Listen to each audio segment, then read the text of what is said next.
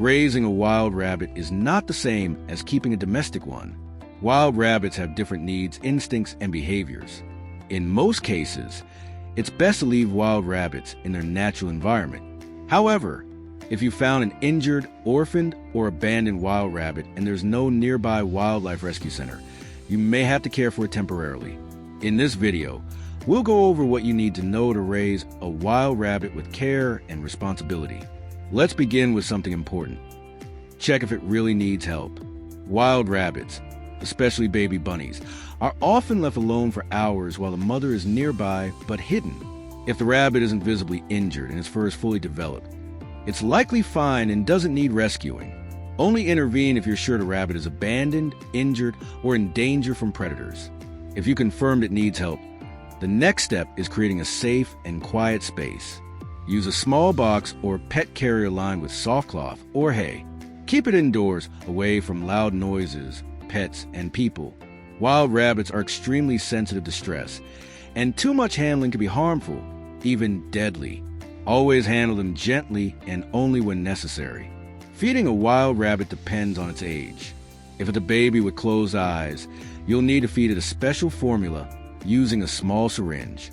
Goat milk or kitten formula is sometimes used as an emergency substitute, but it's best to consult a vet or wildlife expert for proper guidance. Older wild rabbits with open eyes and fur can start eating fresh grass, hay, and leafy greens like kale or dandelion leaves. Never feed them processed food, sugary fruits, or dairy products. Hydration is just as important as food. Provide fresh, clean water in a shallow bowl once the rabbit is old enough to drink on its own.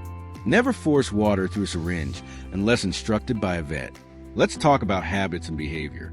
Wild rabbits are naturally skittish and do not adapt well to human interaction. Avoid petting or cuddling them like domestic rabbits. They rely on their instincts, and too much interference can lead to shock. Keep their environment calm and limit human contact as much as possible. If the rabbit is healing from injury, keep the environment clean and quiet. Monitor for signs of infection, limping, or discharge. If you notice anything unusual, try to get help from a local vet, even if it's just for advice. Now, this is crucial. Raising a wild rabbit should be temporary. The goal is rehabilitation, not domestication. Once the rabbit is strong, healthy, and old enough to survive on its own, it should be released back into wild, ideally in the area where it was found. Choose a safe location with grass, shelter, and water, away from busy roads or heavy predator presence. Release it early in the morning or late in the evening when it's calmer outside. If for any reason a rabbit cannot be released, maybe due to injury or it has been overly imprinted on humans, it's best to contact a wildlife rescue center or an experienced animal caregiver. Wild rabbits are not suited to be lifelong pets.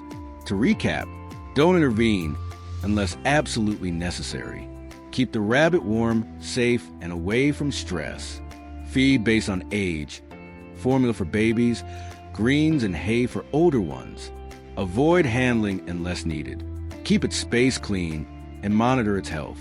Prepare to release it once it's healthy and independent. Raising a wild rabbit is a serious responsibility. You're caring for a wild animal that belongs to nature. Your goal should always be to support it just enough to survive, then let it go